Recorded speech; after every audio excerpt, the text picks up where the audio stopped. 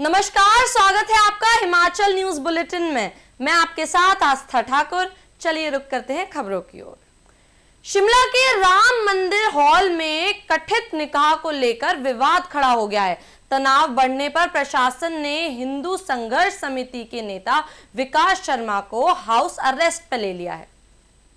नमस्कार, जय श्री राम। जैसा कि आप सभी को पता है कि राम मंदिर शिमला में है। आज 11 तारीख को राम मंदिर शिमला में सूद सभा के द्वारा निगाह पढ़ाने की जो कोशिश थी, उसके लिए हिंदू संघर्ष समिति और अन्य जितने भी हिंदू संगठन हैं उन्होंने वहां आने के लिए कहा था। पर सुबह से ही देख रहे हैं जितने भी हिंदू संगठन के नेता हैं उनको नज़रबंद कर दिया गया है और घरों में 4-4, 5-5 पुलिस वाले बिठा दिए गए हैं। जब तक ये वीडियो आप लोगों के पास आएगी, शायद हम लोगों को भी नज़रबंद कर दिया जाएगा। हम सिर्फ इतना कहना चाहते हैं कि अगर सनातन के लिए आप लोग लड़ते हैं तो आप लोगों को ये सारी चीज़ें मिलती है, जैसे कि नज़रबंद, केस और अन्य चीज़ें। पर पूछना उन जयचंदों से भी चाहेंगे जिन जयचंदों ने कल वहाँ पे भाईचारा और आज भी भाईचारा निभाने जो वहाँ पे उस निगाह में शामिल होने राम मंदिर में आएंगे, उनसे भी पूछना चाहेंगे कि तब तुम कहाँ मर जाते हैं जब कश्मीरी पंडितों को काटा गया था या पहलगांव में गोली मारी गई थी और बोला गया था कि कलमा पड़ा, तब तुम्हारे मुंह नहीं निकलते, मुंह से कुछ शब्द नहीं निकलते। और उसके बावजूद महंगाई, शिक्षा, बेरोजगारी पे तुम्हारे कभी जयचंदो मुंह से शब्द नहीं निकलते। पर कब जब सनातन धर्म पे कुछ या सनातन धर्म की हानि हो रही होती है तो तुम भाईचारे का चोला ओढ़ के आ जाते हैं और बोलते हैं कि तुम लोग हिंदुओं को भड़का रहे हैं। हम हिंदुओं को भड़का रहे हैं? मस्जिदें किस लिए होती? निगाह पढ़ने के लिए। राम मंदिर में क्या काम है? और उसके बावजूद तुम लोगों की कंप्लेंटों के द्वारा सरकार, प्रशासन, पक्ष विपक्ष दोनों की जिस तरह से अल्पसंख्यक मोर्चा कल भारतीय जनता पार्टी का बीच में आ गया और बोल रहा है कि भाईचारा निभाना है, उन लोगों की वजह से आज घरों में नज़रबंद कर दिया गया है। पर ये नज़रबंद आने वाले समय में उग्र रूप लेगा। आज का ही दिन नज़रबंद होगा, इसके बाद अब हिंदू समाज उठेगा भी और उसको उठाएंगे भी। नहीं भी उठेंगे, हम मरने के लिए तब तैयार है। हम नेता नहीं बनना चाहते, पर अगर इस तरह की स्थितियाँ है और हिंदुत्व के लिए लड़ने के लिए अगर नेता बोला जाता है कि तुम नेता हैं, तो हम ऐसे नेता हैं, राजनीतिक पार्टियों के नेता नहीं है। क्योंकि दोनों पार्टियों ने आज जो कल उनकी नेता था, नेत्री थी, जो भी उनने स्थितियाँ लाई है, सनातनियों के मुंह पे करारा तमाचा दिया है। आता आपसे यही निवेदन है कि इस वीडियो को ज़्यादा शेयर करें और मीडिया बंधु से भी मेरा यही निवेदन है कि जितने भी हिंदू संघर्ष समिति या अन्य संगठनों के जो लोग हैं उनके घरों में जाए और वहाँ उनसे बात करिए कि आपको नज़रबंद क्यों किया गया है। पुलिस से पूछा जाए कि आपको नज़रबंद क्यों किया गया है। धन्यवाद। मंत्री विक्रमादित्य सिंह ने करीब 3 करोड़ की लागत से बनने वाली अपर धारदार सड़क का भूमि पूजन किया। यह संपर्क मार्ग 3 गांव को जोड़कर क्षेत्रीय विकास को गति देगा।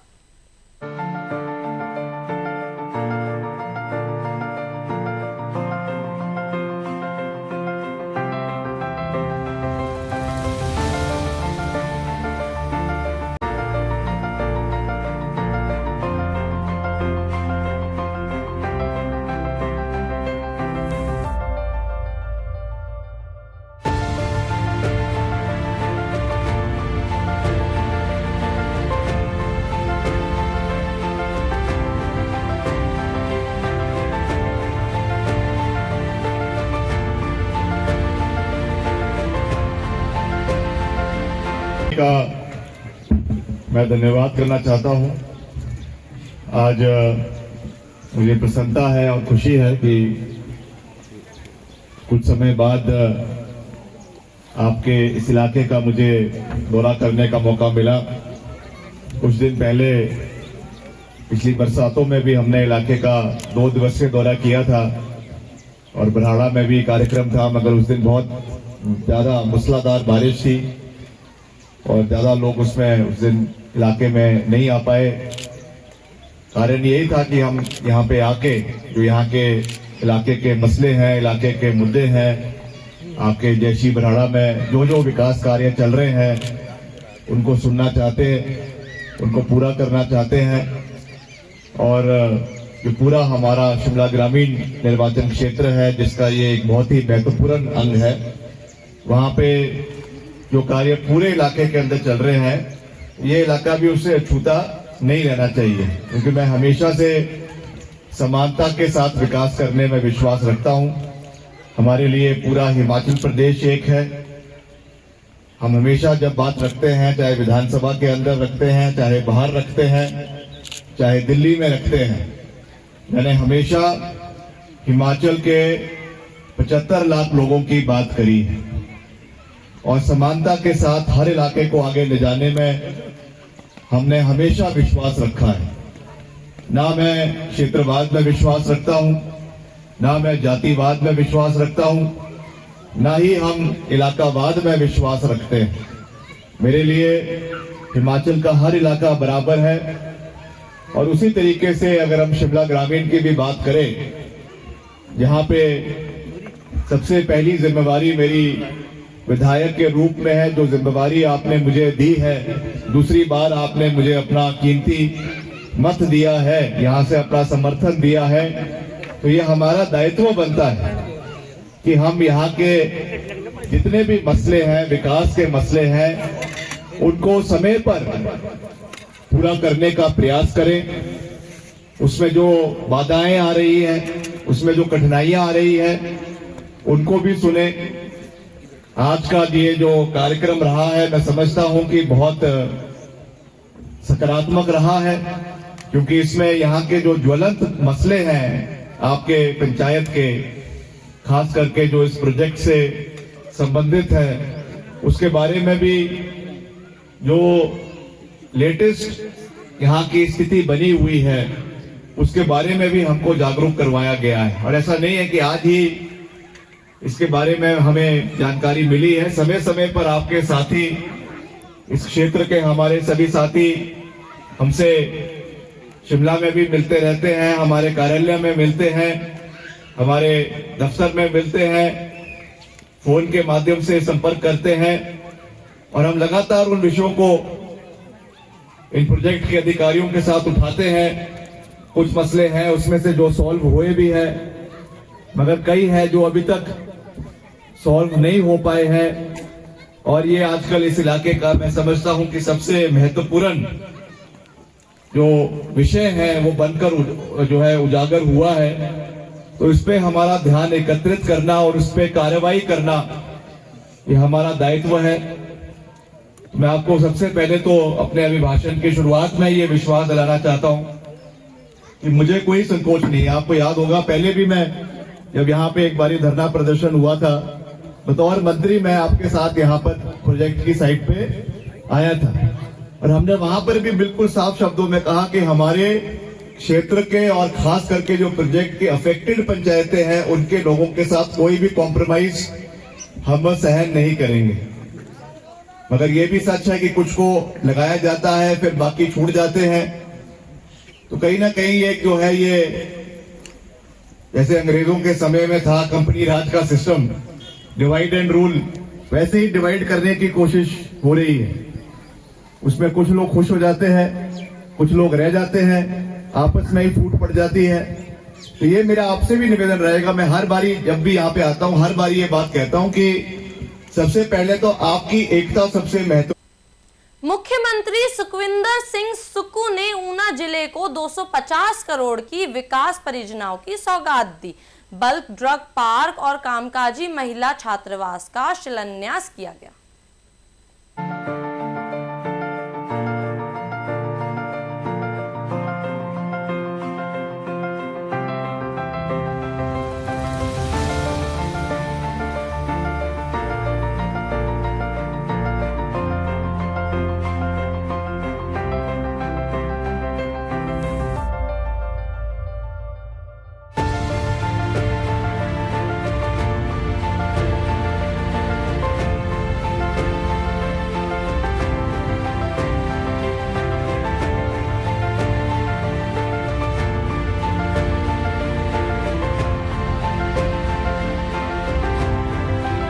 प्रदेश की सबसे बड़ी परियोजना के साइट कार्यों का शिलान्यास किया गया है, क्या कहना चाहिए?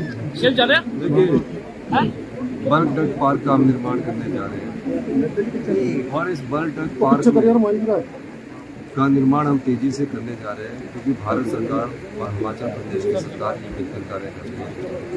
माननीय CM साहब ने इस वर्क का महामारत का कहा कि प्रभाव से शुरू किया जाए, और माननीय जो मंत्री जी ने इसका फटाफट टेंडर आने के बाद आज हम इसका करने आए और साथ में गर्ल्स हॉस्टल का निर्माण करने हैं। हम ये कहना चाहते हैं कि ये वर्ल्ड भारत से API एक्टिव फार्मास्यूटिकल इंग्रेडिएंट्स है, जो भारत चाइना से 60% के करीब आते थे, उस 60% के करीब के बाद आने वाले समय में हिमाचल प्रदेश एक API का हब हो सकता है। मेरी माननीय गृहमंत्री माननीय मुख्यमंत्री से बातचीत हुई है, तो मुख्यमंत्री ने कहा कि यहाँ कोई बड़ी कंपनियाँ आनी चाहिए, क्योंकि हम उनको सस्ती दरों में बिजली लैंड उपलब्ध करवा रहे हैं। तो निश्चित रूप से माननीय गृहमंत्री आने वाले समय में दिशा में देखेंगे और इस कार्य को तेजी से करवाएंगे। हमारा दृष्टिकोण बड़ा स्पष्ट है कि जब हमने ये प्रोजेक्ट ले लिया, हालांकि इसमें तो भारतीय जनता पार्टी के समय से बोली लगी थी, लेकिन हमने इसमें उनकी ही योजना को आगे बढ़ाया ताकि हम उस पर अपना पैसा दे सकें, और हम इसमें पैसे की कोई कमी नहीं रहनी चाहिए। और निश्चित रूप से जितने अब हम बद्दी में हम फार्मास्यूटिकल के हब है, 30 से 32% फार्मास्यूटिकल जो एशिया की है वो बद्दी में पैदा होती है। उसके लिए अगर API यहाँ आएगा तो उसके निश्चित रूप से लाभ होगा।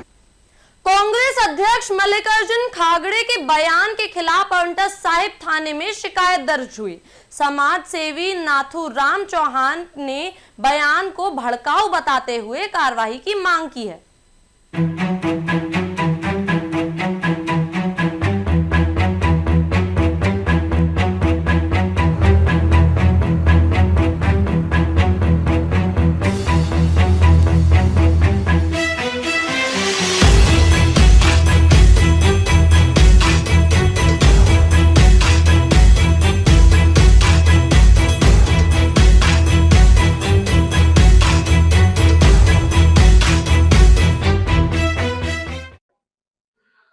हिंदुस्तान की सबसे बड़ी पार्टी के राष्ट्रीय अध्यक्ष के द्वारा 7 तारीख को चुनावी रैली में एक दुर्भाग्यपूर्ण और गैर जिम्मेदाराना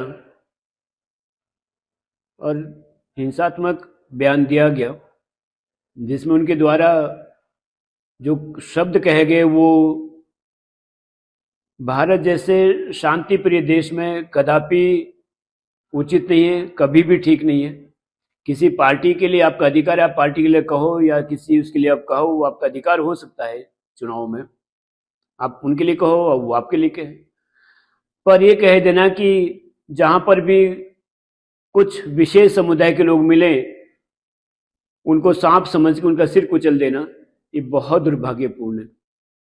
इस तरह का बयान कोई भी व्यक्ति अगर देता है जिससे जन भावनाएं भड़कती है, जन आक्रोश भड़कता है, अशांति फैलती है, तो ये दुर्भाग्यपूर्ण है।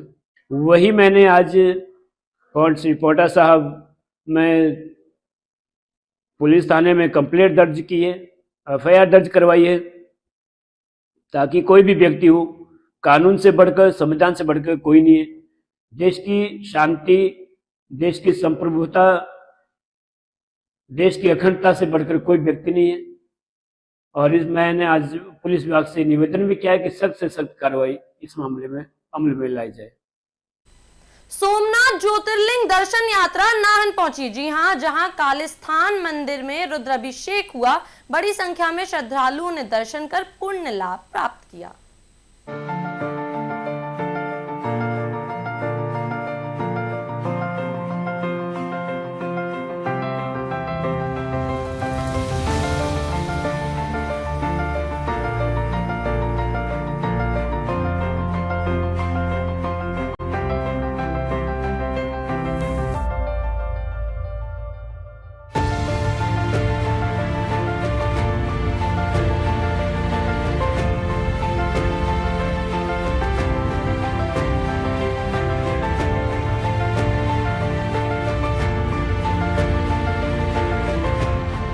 आज जो ये पूजा हो रही है, ये जो हम जानते हैं कि सोमनाथ शिवलिंग के बारे में, देखो भारत में 12 ज्योतिर्लिंग है, जो मुख्य नाम आता है वो आता है सोमनाथ शिवलिंग का। तो 1000 साल पहले जो मोहम्मद गजनी ने सोमनाथ मंदिर पर काफी सारे आक्रमण किए थे, और जो अंतिम आक्रमण था उसमें उसने जो शिवलिंग था उसको तोड़ा था। तो वहाँ कुछ अग्निहोत्री थे, उनसे देखा नहीं गया, तो उन्होंने उनके जो शेष जो टुकड़े थे उनको उठाया और घर लेके गए, और वापस उन्हें शिवलिंग का रूप दिया, और पीढ़ी दर पूजा करते रहे। और फिर 1924 में कांची के शंकराचार्य जी से उन्होंने पूछा कि हमें क्या करना है इसका, जो ये पुराने शिवलिंग है। उन्होंने बोला 100 साल तक और छुपा के रखो, भारत आजाद होगा, राम मंदिर बनेगा, और उसके बाद फिर ये कर्नाटक में एक संत रहेंगे शंकर के नाम से, आपने उनको देने। तो पिछली जनवरी को ही पूज्य गुरुदेव श्री श्री रविशंकर जी को ये शिवलिंग सौंपे हैं। और इसके पीछे जो मुख्य उद्देश्य क्या है कि इसका जो कारण क्या है कि इसका जियोलॉजिकल एक रिपोर्ट आई है, रिसर्च हुआ है, तो उन्होंने क्या बोला कि इसमें आयरन, दूसरा कहते हैं कि जो मैग्नेट होता है वो एक छोर पे होता है, तो इसका जो मैग्नेट है वो बिल्कुल सेंटर में है। और सबसे हैरान कर देने वाली बात ये है कि ये जो मटेरियल है, साइंस कहती है कि ये जो मटेरियल है ये इस दुनिया का मटेरियल ही नहीं है। तो 1000 साल के बाद वापस हमें उन्हीं शिवलिंग का दर्शन करने को मिल रहे हैं। ये पूरे प्रदेश में यात्रा रही है, चंबा से शुरू हुई थी, आज समापन है, आज नाहन में समापन हो रहा है। 10 दिन की ये यात्रा थी, तो अलग अलग डिस्ट्रिक्ट्स में रही है। तो बहुत लोग उत्साहित हैं, बढ़ चढ़ के लोग इसमें यात्रा में हिस्सा ले रहे हैं और शिवलिंग के दर्शन कर रहे हैं। और मैं तो यही मानता हूँ, अगर अदरवाइज कहीं भी लोग सुनते हैं और कहीं यात्रा होती है तो जरूर इन शिवलिंग के दर्शन करें। धन्यवाद। नाहन में एचआरटीसी पेंशनर्स ने पेंशन, डीए और एरियर ना मिलने पर नाराजगी जताई। रिटायर्ड कर्मचारियों ने बैठक कर सरकार से जल्द भुगतान की मांग की है।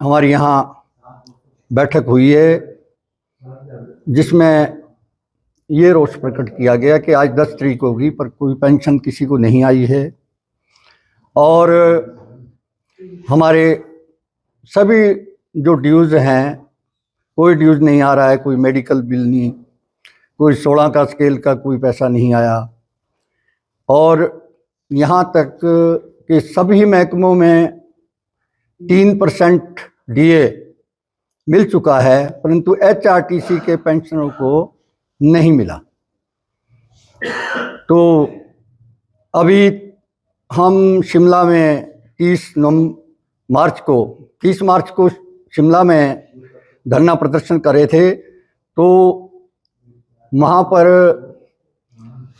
धरना प्रदर्शन के बाद माननीय मुख्यमंत्री जी ने हमको बुलाया था, उनसे बात हुई और कुछ उन्होंने माना भी है कि आपको मेडिकल और 40% पैसा जो है हम आपको जल्दी देंगे। और हमारा जो प्रतिनिधि मंडल वहाँ मिला था 23 आदमी का, पूरे हिमाचल प्रदेश का, उनसे उन्होंने ये कहा था कि मैं आपको 12-13 दिन में दोबारा से बुलाऊंगा। अनगियाँ तो बहुत है जी, देखिए मेडिकल भत्ता कोई नहीं मिल रहा, इस बुजुर्गी हालत में सभी बीमार होते हैं, सभी को दवाइयों की आवश्यकता है, परंतु पैसा एक भी नहीं। 3 साल से किसी भी पेंशनर को एक भी पैसा मेडिकल का नहीं है। लाखों के बिल जो है पेंशनरों के पड़े हैं। नंबर 2, टाइम से पेंशन भी नहीं आ रही है। अगर पेंशन भी टाइम से आए तब भी आदमी जो है गुजारा कर ले। और जो हमारे लाखों रुपए के जो एरियल पड़े हैं वो भी सरकार उस पर कुंडली मारे बैठी है और देने का कोई नाम नहीं ले रही है। अब देखते हैं कि अभी सीएम साहब जो है क्या करते हैं।